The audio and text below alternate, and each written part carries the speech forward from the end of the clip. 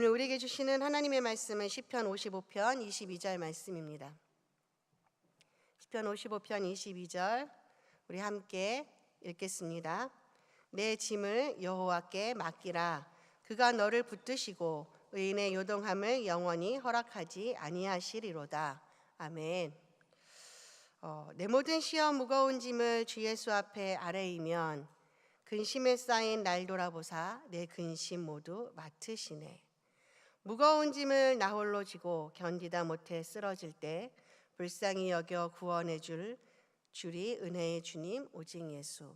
우리 모두가 너무나 좋아하는 찬양이죠. 때로는 위로받고 때로는 힘이 되고. 이 찬양은 1894년 엘리사 호프만 목사님에 의해서 만들어진 곡입니다. 이 찬송은 이렇게 지어졌다고 합니다. 어느 날 아주 큰 시련을 당한 한 부인의 집에 목사님이 신방을 갔습니다. 목사님이 도착하자 부인은 목사님, 저는 이제 어떻게 해야 할까요? 근심에 쌓인 저는 무엇을 해야 하나요? 말하면서 울부짖었습니다. 그래서 목사님은 이렇게 말했습니다. 당신의 모든 슬픔을 예수님께 가져가는 수밖에 없답니다. 당신은 예수님께 아뢰야 합니다. 그리고 목사님은 이 부인을 위해서 부인의 마음에 위로의 주님이 역사하여 주시기를 간절히 기도하였습니다. 그런데 기도가 끝난 후에 이 부인이 아주 밝은 표정으로 이렇게 고백하는 것입니다. 그렇군요. 이 무거운 짐을 나 홀로 질 것이 아니라 예수님께 말씀드려야 하겠어요. 신방을 마치고 집으로 돌아오면서 나는 주님께 아뢰야만 해. 예수님께 기도드릴 수밖에 없어. 이 말이 계속적으로 호프만 목사님의 귓전에 울려왔다고 합니다. 그래서 집에 오자마자 바로 이 찬송 가사를 짓게 되었다고 합니다. 우리는 모두 인생의 무거운 짐을 지고 살아갑니다. 아버지는 가장으로서의 무거운 짐을, 또 어머니들은 끝이 없는 가사일과 또 양가 부모님의 걱정, 남편 걱정, 자식 걱정, 이 모든 걱정들을 마음에 지고 살아갑니다. 또 어떤 이들은 아무리 노력해도 도무지 벗어나지 않는 그런 가난이라는 짐을, 또 어떤 이들은 육신의 질병이라는 짐을, 또 어떤 이들은 승진과 인정이라는 짐을, 그리고 어떤 이들은 관계라는 어렵고 무거운 짐을 지고 인생을 살아갑니다. 그래서 가끔은 이 모든 짐으로부터 해방되고픈 생각, 훨훨 날아가고픈 생각, 그냥 걱정 없이 자유롭게 살고픈 생각, 이러한 희망들을 품어보기도 합니다. 그런데 여러분, 이것은 희망일 뿐이지 결코 이 문제를 해결할 수 있는 방법은 아니죠. 우리가 쓰러지는 것은 짐 때문이 아니라 그 짐을 맡기지 못하기 때문은 아닐까요? 여러분도 잘 아시는 것처럼 염려는 문제를 해결해 주지 못합니다. 염려는 우리의 마음을 짓누르고 우울하게 만들며 모든 유익을 빼앗아 갑니다. 염려는 더 큰 염려를 낳을 뿐입니다. 게다가 이 염려는 영적인 죄입니다. 누가복음 21장 34절에서는 염려를 방탕함, 술 취함 이런 것과 동급으로 취급을 합니다. 너희는 스스로 조심하라. 그렇지 않으면 방탕함과 술 취함과 생활의 염려로 마음이 둔하여지고 뜻밖의 그날이 덫과 같이 너희에게 임하리라. 이 말씀은 마지막 때를 기다리는 성도가 항상 깨어서 기도하며 살아가야 함을 말해주고 있습니다. 그런데 깨어서 기도하지 못하게 하는 것들 중에 바로 이 염려가 자리하고 있습니다.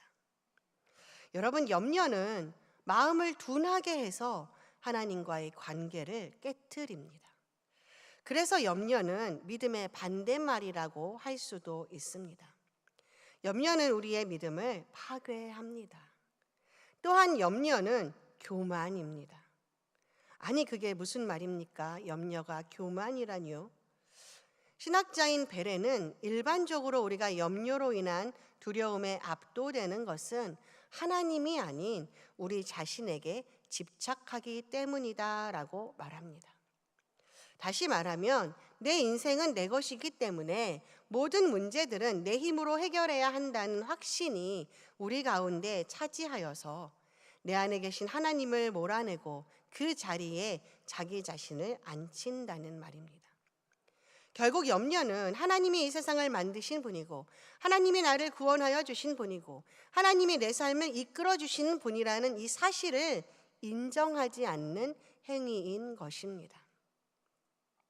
리차드 범브란트가 쓴 하나님 구두는 누가 닦아주나요? 라는 이 책에 보면 이런 내용이 나옵니다. 우리 몇 사람이 둘러앉아서 선교 문제에 대해 심각하게 의논하고 있었다. 그 당시 6살쯤 되었던 아멜리는 장난감을 갖고 놀고 있다가 갑자기 우리의 말을 가로막았다.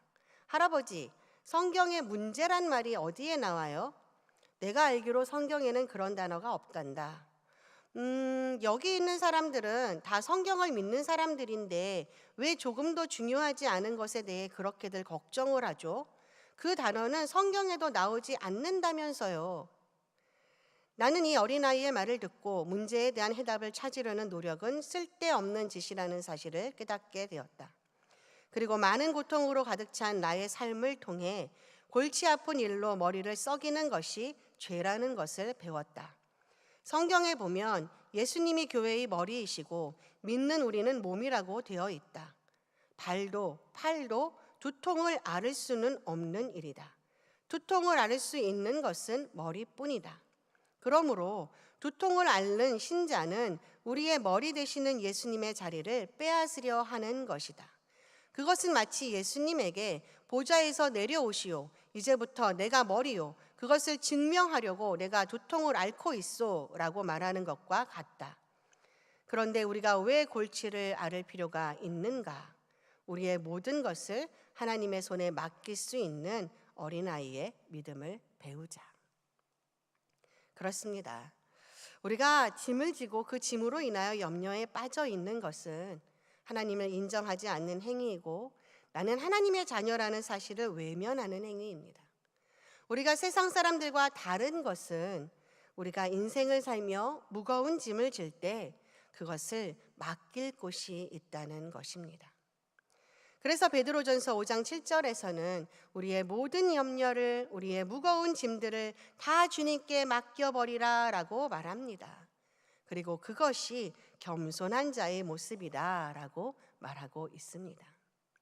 물론 주님께 모든 것을 맡겨버린다는 것은 감정이 전혀 없는 사람처럼 그렇게 근심하지 말라는 말이 아니죠.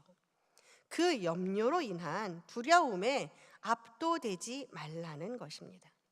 전능하신 하나님을 신뢰하고 그분의 능력과 도우심과 인도하심을 의지하라는 것입니다. 여러분, 하나님은 어려움 가운데서도 하나님을 끝까지 신뢰하는 자를 기뻐하십니다. 어려운 환경 가운데서도 인내하며 오직 주님만 바라보고 주님의 뜻대로 순종하는 자를 기뻐하십니다. 아니, 그러한 자와 영원히 함께하여 주십니다.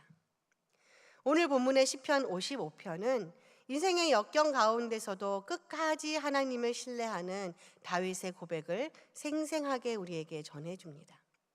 시편 55편은 다윗이 왕으로 재위한 지 32년 정도가 지난 BC 979년경에 발생한 친아들 압살롬과 아히도벨의 반역 사건을 배경으로 하고 있습니다. 다윗은 수많은 어려움과 고통을 겪어왔습니다. 사울왕은 다윗을 죽이고자 군대를 동원하여서 그를 추격하기도 했습니다. 그러나 오늘 본문의 사건은 그 어떤 사건보다 다윗을 더 깊은 절망 가운데 몰아넣었습니다. 여러분, 아히도벨이 누구입니까? 아히도벨은 다윗의 아내인 밧세바의 할아버지로서 다윗은 이 아히도벨의 말은 마치 하나님의 말인 것처럼 모든 말을 신뢰하였고 그를 의지하였습니다. 다윗은 아히도벨을 향하여서 나의 동료, 나의 동무, 나의 가까운 친구라고 말했습니다.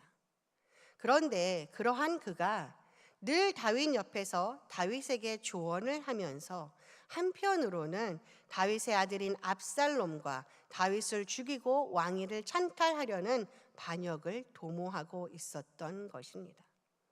그리고 결국 아들 압살롬과 아히도벨은 힘을 합쳐서 다윗을 죽이고자 군대를 일으킵니다. 사랑하는 아들 압살롬과 가장 믿고 의지했던 아히도벨이 힘을 합쳐서 그를 대적하며 반란을 일으켰으니 여러분, 다윗의 마음이 어떠했겠습니까? 그 고통은 누구도 이해할 수 없을 것입니다. 실로 다윗은 자기의 처지를 바라볼 때 아무런 희망도 없었습니다. 그 앞에는 이제 오직 두려운 일만 기다리고 있는 것처럼 보였습니다. 그래서 그는 하나님께 탄식합니다.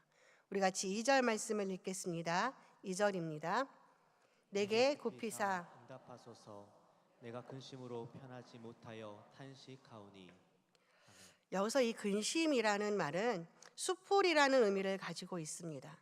즉 여러 가지 잡초들이 어지럽게 엉겨붙어서 복잡하기 이를 데 없는 것처럼 그의 마음은 심히 큰 불안과 공포와 걱정에 붙잡혀 있음을 나타내주고 있는 것입니다.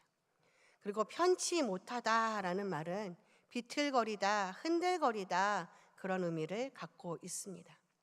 즉 다윗은 하나님 앞에 지금 자신의 상태가 복잡한 감정들로 인해서 심히 비틀거리듯이 마음의 갈피를 잡지 못하고 혼동된 상태에 놓여 있음을 고백하고 있는 것입니다. 표준 세번역은요, 이 말씀을 이렇게 해석합니다. 한 맺힌 탄식을 가눌 길이 없어서 나는 분노에 떨고 있습니다. 여러분, 다윗은 갑작스럽게 닥친 이 기가 막히고 천인공노할 현실 앞에서 크게 분노하며 치를 떨고 있습니다. 그런데요, 다윗은 그러한 분노를 사람들 앞에 쏟아내지 않았습니다. 그리고 압살롬과 아히도벨의 이 반역을 그들을 진멸하고 그와 함께한 사람들을 잔인하게 보복하려는 명분으로 사용하지도 않았습니다. 오히려 다윗은 이 모든 슬픔과 분노와 아픔을 하나님 앞에 내려놓았습니다. 나의 마음을 다스려 달라고, 내가 분노함으로 하나님 앞에 죄를 짓지 않도록 나의 마음을 다스려 달라고, 그리고 나의 마음을 알아달라고, 나는 지금 너무 아프고 힘들다고, 그러니 하나님께서 이 모든 문제를 해결해 달라고 하나님께 쏟아 놓았습니다. 여러분, 우리도 이 세상을 살아갈 때 정도의 차이는 있지만 누구에게나 주체할 수 없을 정도의 분노와 슬픔과 아픔이 찾아옵니다. 특히 인간적으로 신뢰하였던 자들로부터 이 배신은 다윗에게만이 아니라 오늘 우리들에게도 흔히 일어나고 있습니다. 그리고 많은 사람들은 자신이 받은 것의 몇 배를 돌려주어야 직성이 풀립니다. 자신의 억울함을 호소하고 그들을 매도하고 비난하고 그들을 사회적으로 매장시키려 하기도 합니다. 그러나 이것은 진정한 문제의 해결이 될 수 없습니다. 이러한 분노는 더욱더 우리로 죄를 짓게 하고 마귀로 틈을 타게 하는 기회를 제공할 뿐입니다. 그래서 사도 바울은 에베소서 4장 26절로 27절에서 분을 내어도 죄를 짓지 말며 해가 지도록 분을 품지 말고 마귀에게 틈을 주지 말라라고 권면하고 있는 것입니다. 사랑하는 성도 여러분, 혹여 다윗과 같은 고통을 겪고 계십니까? 모든 슬픔과 분노와 괴로움을 사람이 아니라 하나님 앞에 쏟아내시기 바랍니다. 누구보다 나를 잘 아시며 누구보다 나의 억울함을 잘 아시는 그 하나님께 여러분의 마음을 토로하시기 바랍니다. 분노와 슬픔에 눈이 가리워서 하나님의 뜻을 깨닫지 못하고 인간적인 마음에 치우치지 않도록 먼저 하나님께 쏟아내시기를 간절히 바랍니다. 이렇게 다윗은 그의 복잡한 마음의 고통을 하나님께 토로합니다. 그런데 우리가 여기서 주목해야 할 것이 있습니다. 다윗은 그의 마음을 쏟아내기 이전에 하나님을 먼저 간절히 구하고 있다는 것입니다. 나의 분노를 아시는 분, 나의 슬픔을 아시는 분, 나의 고통을 아시는 분, 그 하나님을 먼저 찾고 간구합니다. 1절에 보면 다윗은 하나님이여 내 기도에 귀를 기울이시고 내가 간구할 때에 숨지 마소서라고 호소합니다. 즉 하나님께서 자신의 기도에 응답하여 주시기를, 하나님께서 자신의 탄식함에 응답하여 주시기를 호소하고 있는 것입니다. 그런데 여기서 흥미로운 것은 다윗이 하나님을 향해서 숨지 마시기를 간구하고 있다는 것입니다. 여러분, 이게 무슨 말인가요?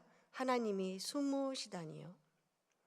여기서 이 숨다라는 말은 무시하다, 외면하다라는 뜻을 가지고 있습니다.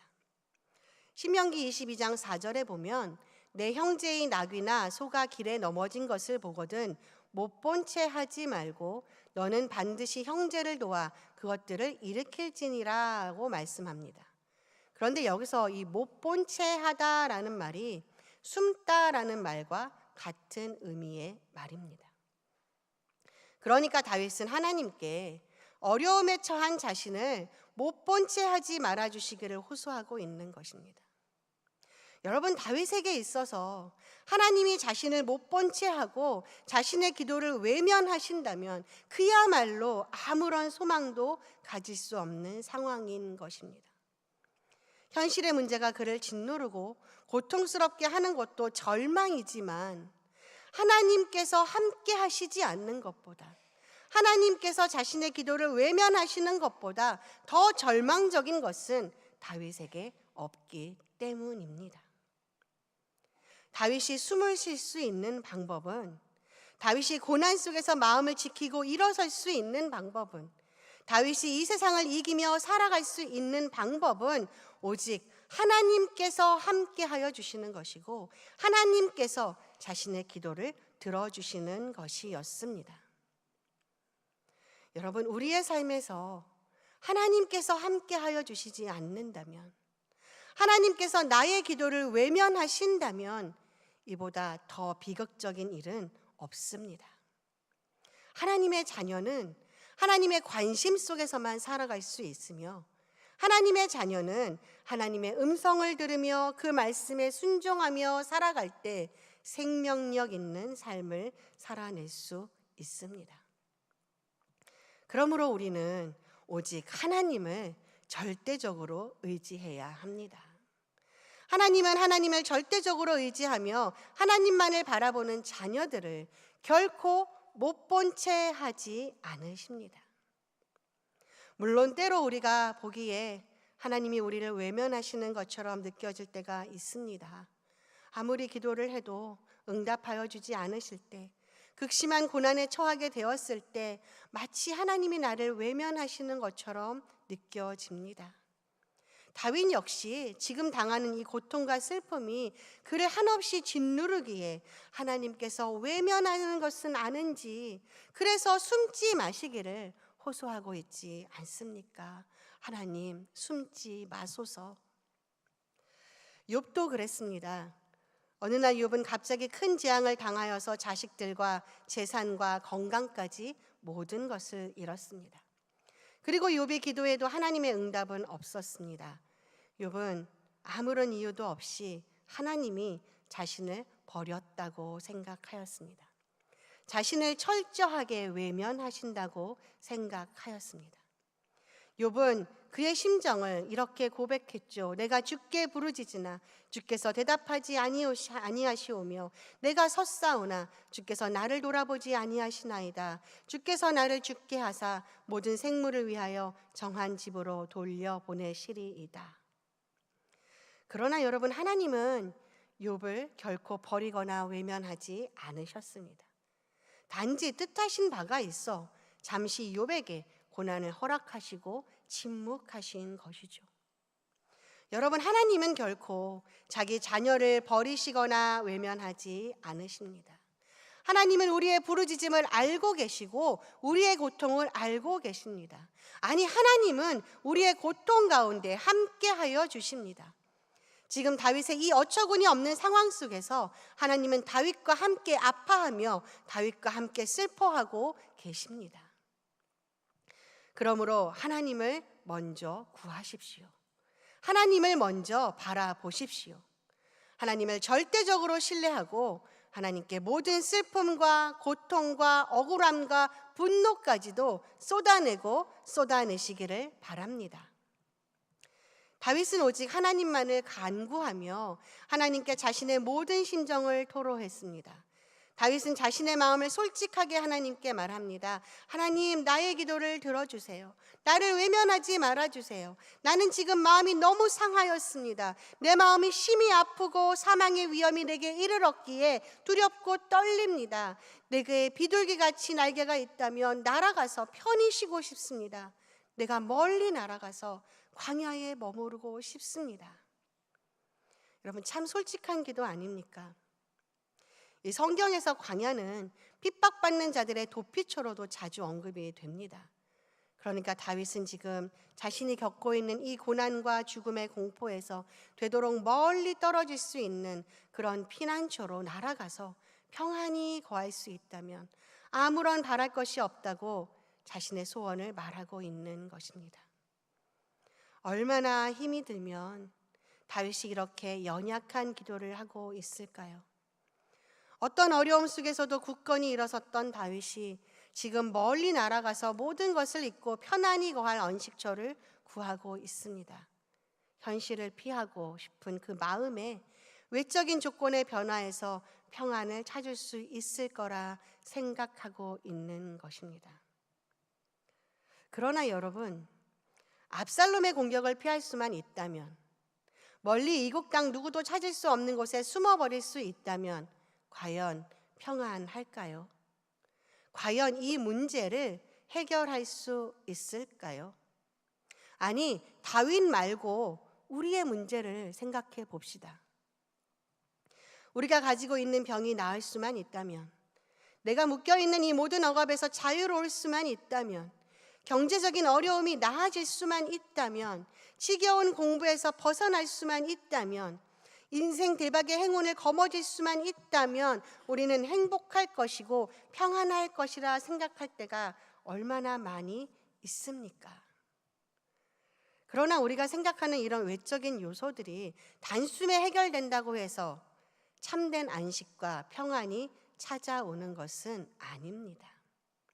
왜냐하면 참된 안식은 바로 우리의 내면에서 비롯되는 것이기 때문입니다.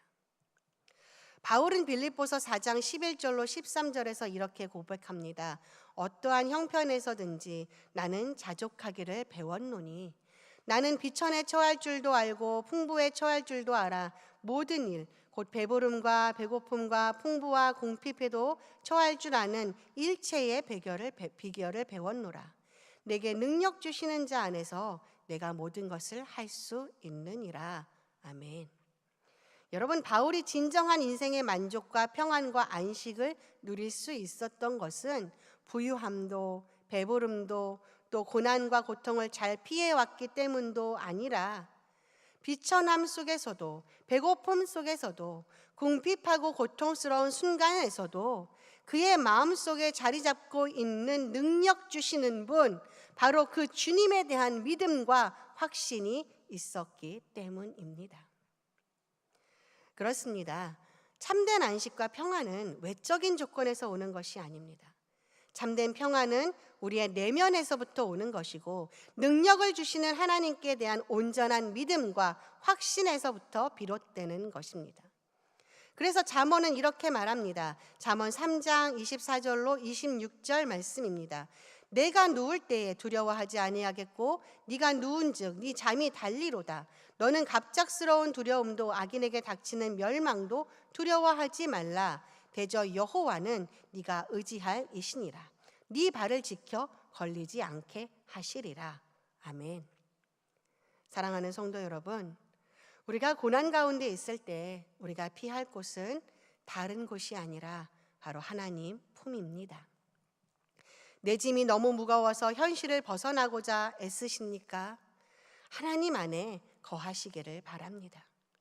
여러분을 일으켜 세우실 분은 오직 하나님밖에 없음을 믿음으로 고백하며 하나님의 손을 꼭 붙드시기를 바랍니다. 다윗은 하나님 앞에 그의 마음을 토로하였습니다. 하나님을 구하면서도 고난에 짓눌리다 보니 현실을 피하여 평안을 얻고자 하였습니다. 그러나 다윗이 문제에 매달리면 매달릴수록 그의 마음은 답답해지고 평강을 누릴 수 없었습니다. 더욱 고통스럽기만 했습니다. 그래서 하나님께 그 마음을 토로하다가 다윗은 그 눈을 다시 하나님께 고정합니다. 그리고 이 모든 문제를 해결해 주실 분은 오직 하나님밖에 없으며 자신을 가장 잘 아시고 자신의 마음을 다 이해하시고 위로해 주실 분 역시 하나님밖에 없음을 깨닫습니다. 그래서 그는 이렇게 고백합니다. 우리 16절 말씀을 함께 읽겠습니다. 시작. 나는 하나님께 부르짖으리니 여호와께서 나를 구원하시리로다. 아멘. 나는 하나님께 부르짖으리니 여호와께서 나를 구원하시리로다.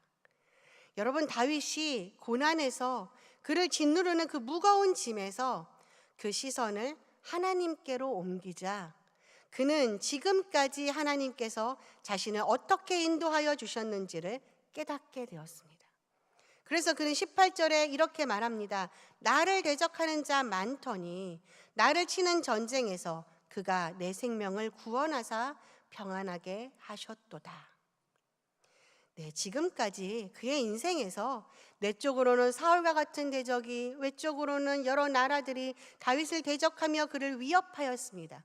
그리고 그러한 대적들로 인하여 심각한 위기에 직면하기도 하였습니다. 그러나 다윗은 그러한 대적들의 공격으로부터 살아남았습니다. 그것은 하나님이 그를 안전하게 보호하여 주시고 인도하여 주셨기 때문입니다. 여러분, 이렇게 다윗의 인생 가운데 늘 함께 하시며 변함없이 보호하여 주신 하나님께서 지금 이 고난에서 그를 구원하여 주시지 않으시겠습니까? 비록 현재 다윗이 당하는 그 환난이 그의 죄에 대한 징계의 차원이었다 하더라도 하나님은 결코 그를 외면하지 않으십니다. 그래서 다윗은 자신의 구원을 확신하며 믿음으로 선포하였던 것입니다. 나는 하나님께 부르짖으리니 여호와께서 나를 구원하시리로다. 아멘. 그리고 그는 자기 자신을 향하여 말합니다. 그 마음을 굳게 할 것을 스스로에게 명합니다. 우리 22절 말씀 함께 읽겠습니다. 내 짐을 여호와께 맡기라. 그가 너를 붙드시고 의인의 요동함을 영원히 허락하지 아니하시리로다. 아멘. 이제 다윗은 자신의 마음이 흔들릴 때마다, 고난의 짐에 그 마음이 무너져 내리려고 할 때마다 자신에게 명령합니다. 너의 짐을 여호와께 맡기라. 너의 염려를 여호와께 맡기라. 너의 고통을 여호와께 맡기라. 그리고 잠잠히 하나님만 바라보라. 잠잠히 하나님을 기대하라라고요. 여러분, 하나님은 다윗의 고백처럼 의인의 요동함을 허락하지 아니하셨습니다. 다윗이 그 모든 짐을 하나님께 맡기자 하나님은 일하여 주셨습니다. 압살롬의 반역은 마치 성공적으로 보였습니다. 다윗 자신이 다시 재기한다는 것은 거의 불가능한 일로 보였습니다.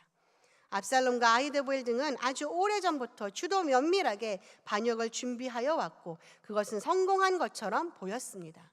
이미 압살롬은 나라의 모든 권력을 장악했고 그를 따르는 세력은 다윗의 세력을 넘어서 버렸습니다. 그러나 그들의 주도 면밀함은 역사를 이끌어가지 못했습니다. 압살롬과 아히도벨의 승리는 그리 오래가지 않았습니다. 하나님은 결정적인 순간에 그들의 도모를 깨뜨리셨습니다. 결국 아히도벨은 자살로 생을 마감하였고 압살롬은 비참한 최후를 맞이해야만 했습니다. 그리고 다윗은 다시 회복되었습니다. 사랑하는 성도 여러분, 여러분의 모든 짐을 하나님께 맡기시기 바랍니다. 모든 고민과 문제를 내가 떠안고 살아가는 것은 앞에서도 말씀드린 것처럼 교만입니다. 내 인생의 주인이 내가 아니기에 우리는 모든 것을 하나님께 내려놓아야 합니다. 모든 문제를 하나님께 맡겨야 합니다.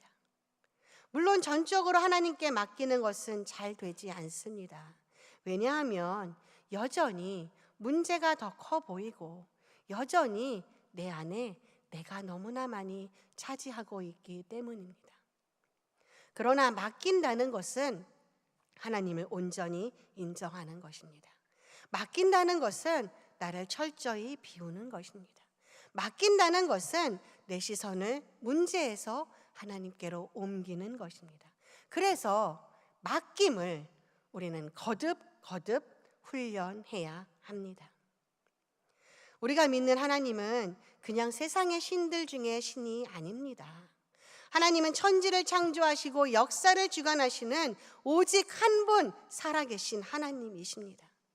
그런데 그 하나님이 우리를 너무나 사랑하셔서 자기의 하나밖에 없는 아들을 십자가에서 죽게 하심으로 우리를 죄에서 구원하여 주시고 우리를 자녀 삼아 주시고 우리에게 생명을 주시고 우리에게 영원한 안식을 소유하게 하셨습니다.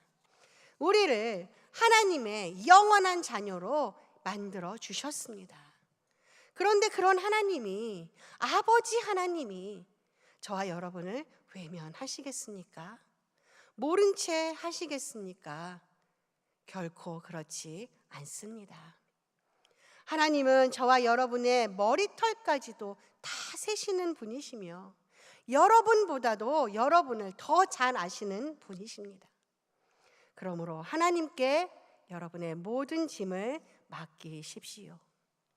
힘들면 힘들다고 부르짖고 마음이 약해지면 약해진다고 부르짖으십시오. 나는 아무것도 할 수 없다고 고백하십시오. 그리고 무엇보다도 하나님이 내 삶의 주인이심을 끊임없이 인정하고 고백하십시오. 무거운 짐이 여러분의 마음을 둔하게 하여서 하나님과의 관계를 깨어지게 하지 못하도록 오직 하나님께로만 여러분의 마음을 고정하시기 바랍니다. 하나님은 하나님의 자녀들을 향하여 손을 내미시사 문제 속에서 붙잡아 주시고 그 문제 속에서 건져내 주시며, 아니 그 문제 안에서 함께하여 주시고 여러분을 위하여서 일하여 주십니다.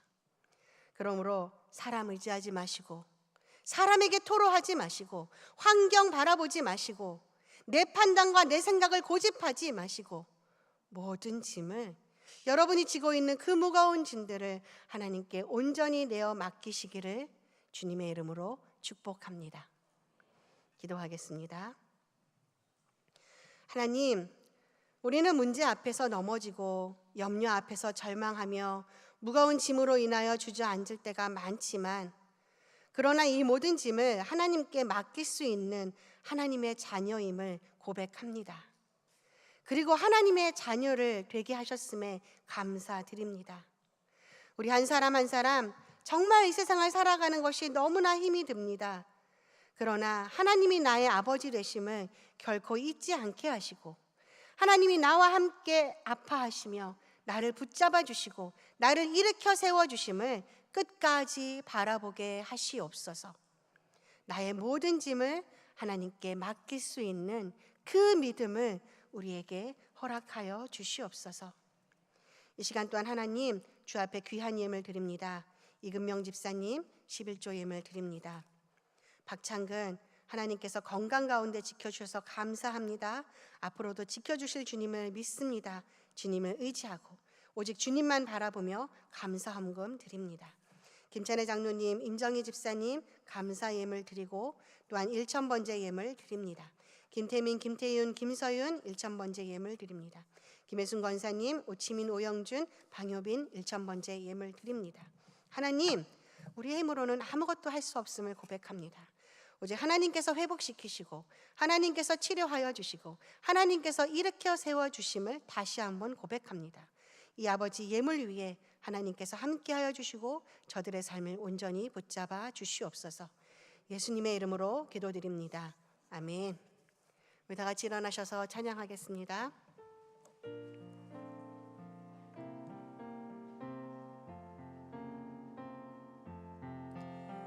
왕이신 나의 하나님,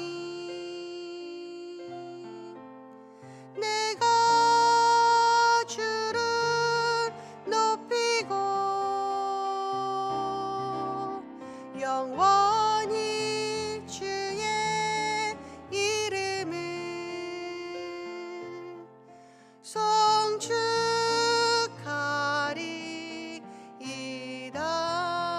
왕이신 나의 하나님, 왕이신 나의 하나님,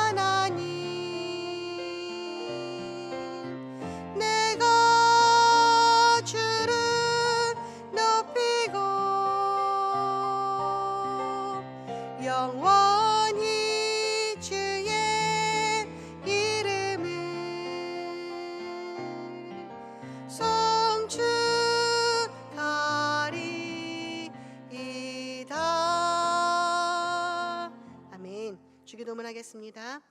하늘에 계신 우리 아버지, 아버지의 이름을 거룩하게 하시며 아버지의 나라가 오게 하시며 아버지의 뜻이 하늘에서와 같이 땅에서도 이루어지게 하소서.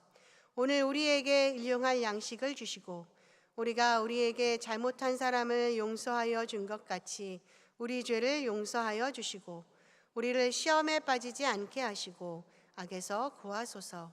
나라와 권능과 영광이 영원히 아버지의 것입니다. 아멘.